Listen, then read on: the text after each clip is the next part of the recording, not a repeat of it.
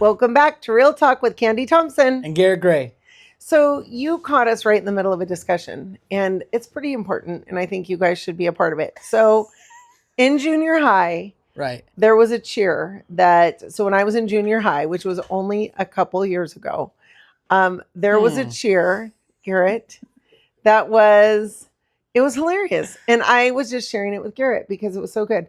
And it was the go banana go, go banana go, peel it to the left, peel it to the right, peel your banana and take a bite.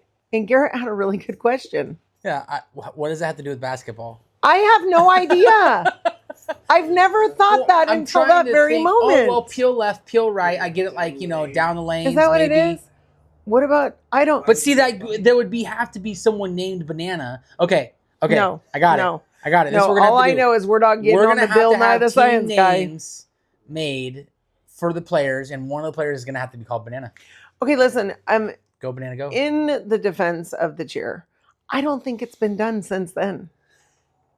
Nobody does the Go Banana Go cheer anymore. I don't know. Maybe at the Savannah Bananas game, baseball, right? Oh, they do Go Banana Go. They have to. Yeah, they have to. And if they don't, you're welcome to use it. Yes. I did not copyright it. Yeah, no, not we trademark. Can make it happen. No. Yeah, you can have it. Okay, so hey, welcome back. Hope you guys enjoyed our Thanksgiving episode and our wonderful turkey calls. Yes. So today it marks 25 years for me that I was in a car accident and I broke my back. Right. Mm-hmm. That is 25 years. What happened? I don't think I've ever heard this story. So I was 24. There, do the math. And so this is actually 51. Oh my gosh, you guys, listen. 2 weeks ago, we said we're not scientists. Today, I should share with you that he's also not a mathematician. I'm pretty good with numbers. Garrett, it's 49. I'm 49. Yeah, 49. Gotcha. So 25 plus 24. Oh, well, 25 is 50. I added too many numbers. No, yeah, you definitely did. Yeah. Yes, okay, something sorry. happened. What I really meant to say was 45. No, it's okay. Right. You 35. Yeah. So, so I was 24 and I was on my way to work from my own I worked in Sacramento and I was on my way to a down Michigan bar. And when you first turn on, it's called Ione Michigan Bar Road. And when you first turn on that road, like kind of maybe like a mile, 3/4 of a mile to a mile in is a railroad track. And so I'm going to work. I'm in the right lane. A truck that's coming in the opposite lane is carrying a horse trailer. And I'm before it goes over the railroad tracks before me. And when it goes over the railroad tracks, it loses its horse trailer and it catapults it. So now it's coming in my lane. Oh, no. So I have both of these things coming in my lane at like over 60 miles an hour. The CHP said that because it was empty, it actually started passing that car. So this one was probably going about 100 miles an hour. This one was going 60. And if you've ever been on Michigan Bar, there's nowhere to go. Nope. So I had to go off the side of the road and the left side of my car hit a tree and I rolled. But like God was so good. If I would have rolled one more time, I would have been upside down in water. And the weirdest thing, my cell phone never left. Like it was, you have the like brake. Yeah. Nothing's holding it in. It's not like it's wedged in. And when we landed, the phone was still there. Wow. Yeah. So it was an impact. And so listen though, it's so crazy. So that was, of all times, I had one girl that worked at my office, and this was the first time she'd ever even been to my house. She wanted to get away. She was having issues, wanted to get away, and she lived in Rancho Cordova. So she came and spent the night at our house, and she loves animals, so she loved our dogs. So we're both on our way back. Well, she thinks the car is going to explode. She smells like chemicals. She thinks the car is going to explode. So I can't get out. I know that I can't move, and my car door won't open up. So she puts her arms underneath me and yanks me across out the passenger side door because she's certain that the car is going to blow up. Right. So she gets me down on the ground and gets a backpack under my head and a backpack under my knees. And so we call 911 and let them know. Well, while the accident happened, a semi that was coming by saw it happen. And so they were watching because they couldn't believe what just happened. They went off the road. His truck flipped over. His cab of his truck flipped upside down. So here's us. And like 200 yards away is this semi that went up. Gosh. I'm serious. And so when the paramedics came, I was like, listen, this obviously wasn't like I got to the restaurant and ordered first and I want my meal first. They treated him first. I was like, hey, you guys, mine was first. Like I called. Yeah, I called. I was the caller. I called. So Adam was working graveyards at that time. So I kept trying to call him and he doesn't wake up. So I couldn't get him to wake up, but I was able to get my mom. And so, yeah, I went to in the ambulance to the hospital, and they determined that I broke my back and that I broke my L4 and my L5, which is like right above your butt crack. And it was super scary. I did not, at that moment, they were talking about me having to have surgery and have rods put in my back. And I was like, please, God, no. So I didn't have to have any rods or anything put in my back. But at 24, I then was now on my back for the next month straight, Yeah. And then, so it was very crazy, but that was December 1st of 2000. So this is 25 years later. Yeah. December 1st, 2000. When it happened. When it happened. Wow. Yeah. Okay. And listen, this might be TMI, could potentially be too much information. So I was scheduled for a colonoscopy the same day. So I had drank that fuzzy stuff and fasted for the whole time. And so all I have to say is I never had to have one, you guys. I got out of it. Listen, if you want to get out of your colonoscopy, roll your car and break your back. Get out of a colonoscopy. Roll your car and break your back. I'm sure it's not making it up. Done. Horse trailer just gets disconnected. Done. Done. Right. Yeah, so that was crazy. So actually, the reason that happened, it was a commercial vehicle, and the guy did not attach the safety chains. Had he attached the safety chains? Because what happened when he hit the railroad tracks, it's such an impact. It was a really bad railroad track. Like you'd fly over the top of it. And the impact broke the pin. And so he didn't have the safety chains attached. Had he had them attached, he would have avoided the whole thing. Oh, of course. Yeah, it would have kind of stuck behind him. That's the whole purpose of the chain. So my tree is still there. The tree bent over this way, but it's still there. And it grows every year. It just is a little bend in it now. Call it Kandi's tree. Yeah. Oh, nice. Yeah, we broke its back. So when you drive down that road anymore, do you drive down that road anymore? Yeah, I mean, I drive a lot. It didn't. Right. The only thing I think that gave me a little like trauma, I guess, or like PTSD is driving super close to the right lane, like driving super close on the right, because going off of the side and that whole catastrophe. So I'm not really good with depth perception. So I'm like, Adam, you're so close to the side of the road. Honey, I think you're way too close to the side of the road. He loves that. Yeah. And that's been for 25 years. Did I mention that? Now, yeah. That's and like Adam's my wife, had to do that. She'll go to stoplights when I had my rear end accidents. I didn't get rear-ended. I was rear-ending people. It was happening. It was a crazy deal. People were brake checking me, and I brake wonder lines why. failed, and I would just rear-end people. It was a crazy deal for a solid year, 5 trucks. It's fine though. What was happening is, so me and my wife got Garrett, together, and she would love to do this like stupid brake check thing, and like I would be like on my phone or looking or maybe taking a nap or whatever, sleeping as she drove, because when we first started dating, I had all the tickets. So she wanted to drive because I had tickets. She's like, no. That's a really good idea. Like, okay, fine. But then she'd do that brake check thing, and I'd be like, stop. I'm going to freak out because every time you do it, I think we're going to rear end somebody. Oh, yeah. No, it probably that is. herky-jerky motion. I got over it now lately, but. I have not, I've not rear-ended someone, but listen, I did yesterday at 3:00 in the morning, I was driving my daughter to the airport. So very quick story. Right. She had to go back to school. Yeah. And so she's supposed to get up. Her flight leaves at like a little after 5.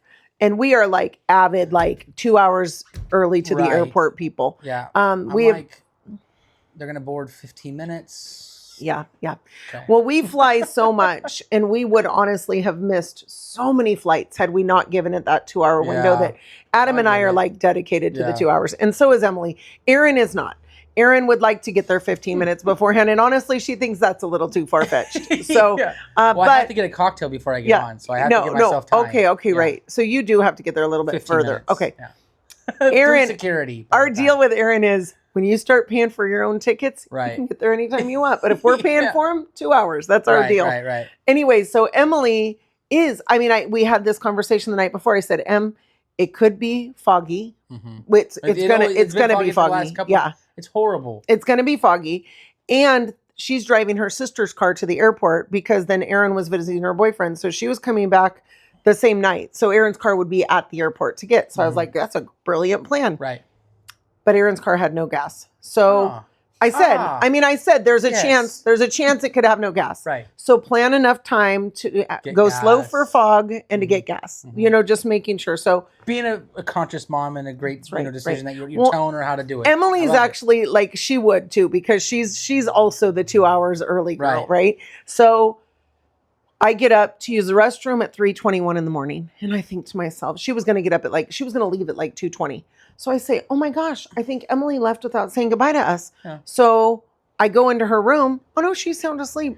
It took her so long to fall asleep that by the time she went to sleep. So I'm like, oh my gosh. And I mean, we're still fine. Like she still got an hour to get there and she'll still have it. See, because we planned for the 2 hours, right? Right. So she still has an hour to get there and then she'll still have an hour before her flight. Right. So, but now I'm like, oh gosh, but not if she has to get gas and not if she has to drive slow because of the fog. And now she has to park the car. So she's actually not going to make it. So I call her. She goes out to Erin's car. I call her. I say, hey, let me take you. My car has gas. You can just jump in and we're going to go. Yeah. And I'll just drop you off. You don't have to park the car. Right. You're not going to make it otherwise. And I do, it's one thing if she planned enough time to go slow in the fog. She didn't. So now she's going to have to go fast in the fog. And that makes my mom heart very nervous. And the fog out here in the morning time from like Jackson down into Plymouth and almost all the way to Rancho Cordova is dense in the morning. So dense. Yeah. It's so dense you can't see in front of you. Right. So I had figured out that we're getting there. before we left, I was playing with my fog lights because I don't turn them on very often. And so I'm like, where are those? So I figured those out. So we get through the stoplight in Sutter Hill, which is where like Walgreens is. Yeah. But I honestly don't know where between that stoplight and the next stoplight because I don't know where I was at on the road because it was such dense fog. Yeah. So I'm driving instantly. There's an animal in the road and it looks up the moment. So, it didn't see me. Right. So it saw me the moment I saw it and it was too late. Like the moment I saw it, I went right over the top of it and I was devastated and I could not figure out for the life of me what kind of an animal it was. So you ran right over the top of it. Right over the top of it. Didn't even have time to put on my brakes. Right. I mean, and we're what massive. Do they teach you though? No, I know they teach you not to swerve, but I mean, like if I saw it far enough in advance, I would have put on my brakes. It would have saw me and it would have gone. Right. But that tells you how dense the fog was. Oh, yeah. It saw me when I saw it. It looked up and it was eating roadkill in the middle of the road. That's why it was sitting there in the middle of the road. Mm-hmm. So I was mortified. I screamed bloody murder. Emily was looking at her phone. So she didn't see anything. So as far as she's concerned, I could have hit a human being. Right. So I didn't. That's near the area where a kid did get hit. It is. No, it was horrible. Oh, God. And it is. It's very... Now, and then I went through that stoplight. So I know that it was... I don't know where within that spot, but I'm sure whoever cleaned it up knows. But I am mortified. And then I have to tell Emily that it was an animal. And now she's mortified. And it was just such a horrible traumatic event. Mm-hmm. And so I mean, but like the airbags didn't deploy. Mm-hmm. And like I knew that it hit my car, but I could not figure. I actually thought it was like a small bear because whatever in the split second that I saw it, that's how fast it was that I couldn't even decipher what kind of an animal it was. Yeah. But whatever it was meant to be outside. Like it had like really thick, scruffy fur. It had like fur that you knew that this animal. Okay, I was gonna say like all animals that are outside are meant to be outside. I mean, like Deer, it was. Bear, pigeon, no, it's not like it wasn't like a dog's fur. You know what I mean? I get what you're saying. No, not a domesticated animal. Yeah. No, it was meant. It was like an animal that lives outside. Right. You know what? It was so weird. Like I couldn't even make out the the body formation of it. I mean, it had four legs. So fast. Yeah. It happened so fast. And it was on four legs. But it was so sad. And so Emily was mortified. And I'm like, I mean, what do you do? I like pray and ask God for forgiveness. Like I didn't mean to kill him. And it was just horrible. So anyway, I take her down and literally. Did you stop and pull over and check the grill car? Nope. No. Just kept. No. Hit and run, baby. We don't know what it was. We're just going to keep going. I mean, I don't know what good I would have done. Oh, no, listen, I did actually do the only thing, the most important thing that I would have done. I called Adam. Perfect. Yeah. Yeah. Can't do anything at 3:30 in the morning. Yeah. Did you answer? Oh, okay. Yeah. So I say to Adam, hey, honey, we hit an animal. And I think he thinks he's on his way out to come get us. And I'm like, no, we're good. We're just going. We're just still going. I mean, I got to get this girl to the airport, right? And so when I get home, and Emily, oh, this is so sad too. It was very traumatizing to her. And even now talking to her about it, it still is a little traumatic, but it was very, very foggy. And you know how like the beads of water will gather on your hood. She thought that was blood. She thought there was blood all over the hood. She's like, there's beads. I'm like, no, honey, it's foggy. Yeah. No, it doesn't do that. No, it does. I promise. So then as soon as we got to the end of like 49 and turned on 16, not an ounce of fog. Right. It was clear the whole rest of the way. It was just foggy from there to there. And it was actually foggy from there back when I got back. So, and it stays till about 2:00. Even on that day too, it was foggy all day. It was all day. All day. I drove to Pine Grove. Yeah. I drove to Pine Grove. It was very musically inclined, that one. I went to Pine Grove noonish, right? Whatever. So I was in Jackson doing work. We were redoing my driveway. Dense fog, and I'm like, dude, is it about to rain? Is it? It's like gonna snow. Up country's probably miserable right now. Yeah. No, I break through 88, and it's like t-shirt weather up there. Yeah. Same in Ione. It was anywhere else. It was beautiful, but in our area, although I love that, like it was nice. I had so much work to do yesterday that I just was able to. Home. Yeah. You got to get back in your jammies and just stay home. But anyway, I did. Once I finally looked at my car, I was like, oh crap, that's not good. It's bad. And actually this is. Did we get a picture? We got a video. Oh, perfect. And God is so good because I'm not kidding. The way we hit it, it was literally that far. The what's it called out on the bumper was literally like less than an inch off of the ground. You drove all the way down to Sacramento. The whole way down and back. I mean, I can't believe we didn't bump and hit some. It would have tore my whole bumper off. Yeah. And then she would have missed her flight. You see what I'm saying? Her flight. So we did. I had to file an insurance claim. We scheduled for 2 hours for foggy water, foggy weather. Yeah. If we have foggy water, we've got a worse problem than a 2-hour flight delay. Foggy roads and animal hitting. Yeah, there's a lot of other things that have happened that have been caught in that 2 hours. But yes, that was this one. And so, no, it was so crazy. And so when we took it into the shop today. Now she did make it for her flight though, She made her. Okay. Oh no, listen. The moment she walked up, they were boarding. So she barely made it. She had to get gas and do that. And I mean, I didn't speed, but I also didn't, I probably didn't go the exact speed limit, but I didn't like fly like we were going to be super late. And so we made it down there. For the car, if you did, I think you just, everything kind of worked out perfect after that. Because any small issue that could have happened could have been devastating. It could have been. And I'm not kidding. Even looking at it today, I was like, oh my gosh, I cannot believe we drove like that. What did people say was there people at the airport, like when you pulled up, they're like, what is this? Yeah. No, there was. And listen, this is the worst part. I didn't even look at it then. I completely forgot. Oh my gosh. I didn't even look at it then. I just dropped Em off, gave her a little hug, told her get on in there because she had to check a bag. And and you know when you're like sitting at the airport and we were at Terminal B. When you drop people off, you don't get out and help them unpack and I did. Hugs. Yeah, I did. But I like parked right there. And you know, I go in around the back because you got to let the gate up. Did you forget that you would hit it at that time? Okay. Yeah. Okay. Yeah. I was just getting her there. So I looked up and, you know, there's the skywalk coming from the air or the parking structure. And TSA was so backed up. There were people all the way back there. I'm like, you got to get. Yeah. So I just had to get her in. And so she made it just fine. But it was, came home. And so today when we dropped it off at the shop, I said to Adam, because I didn't check it for fur or anything of the sort. It's And fine. so I said to Adam, hey, maybe check and see if there's any hair on it. And then we can kind of have a better idea of what kind of an animal it was. And him and the North State Auto Body guy are fairly certain it was a deer. Yeah. But it would have to have been a deer that was this tall. Where did it hit my car? It literally hit my car right there. Maybe it was laying down right there. Could be No. bedding in the middle of the road. No. I'm guessing.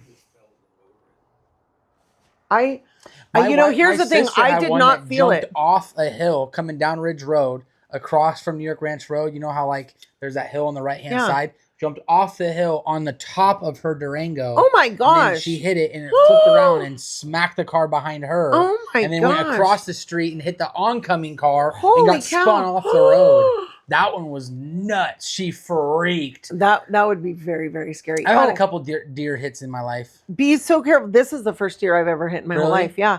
And be so careful though, because when we dropped it off today, he said we were the third car to bring it in this morning of hitting a deer yesterday. It's that fog. They don't know where they're at either. Their senses are that bad. They have very good smell, but they don't have great like vision and like hearing. Oh, they have good hearing sense, but vision sense. So they're just kind of going where they think they go, but they don't know where they're kind of at. He knew where he was at, but I don't know. Biometric pressure. I don't think a deer. He knows he was in the middle of the road. He was eating roadkill.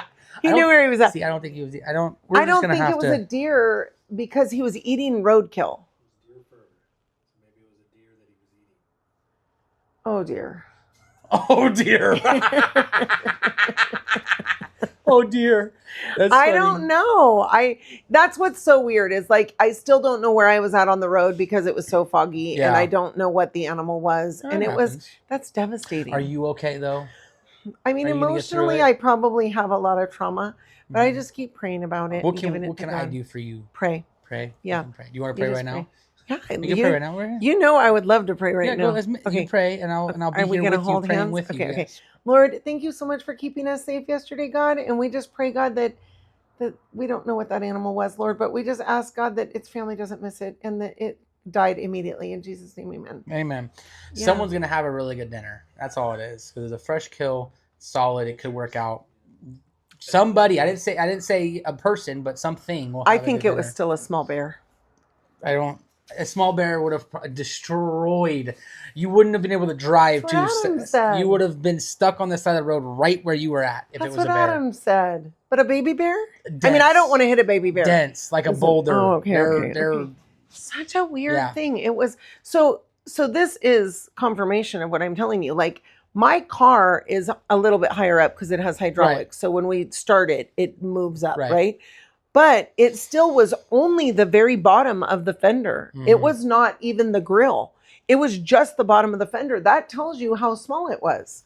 Like we went over it and I didn't. A baby doe. I didn't feel anything underneath me. Yeah. And the thing is that like, why would it be standing in the middle of the road? And when it saw me, it looked up. So its face was on the ground, or it was like, like this on the ground. Probably sniffing, smelling. We're gonna go smelling. Just doing this on the ground. Yeah. And then, wait, you can see. Hold on. You could see what it was doing, but you couldn't see what it was. I mean, where it was, or how it happened. I'm just hypothetically saying that like a 5-course meal dining right now. If it was on its head was down on the ground, and when I saw it, it looked up. We didn't make eye contact. I want you to know. It just saw my car.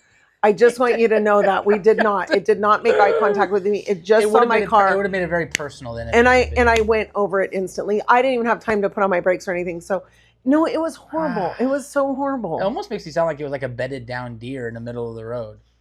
I don't. Kind of a weird place to bed down, but it kind of makes sense. It didn't bed down in the middle of the huck bay. You just decapitate the deer's head. No, it did not happen that way. That's horrible, Garrett. Sorry, there was no blood. Oh wow, there's no blood. I had one in Missouri, brand new truck.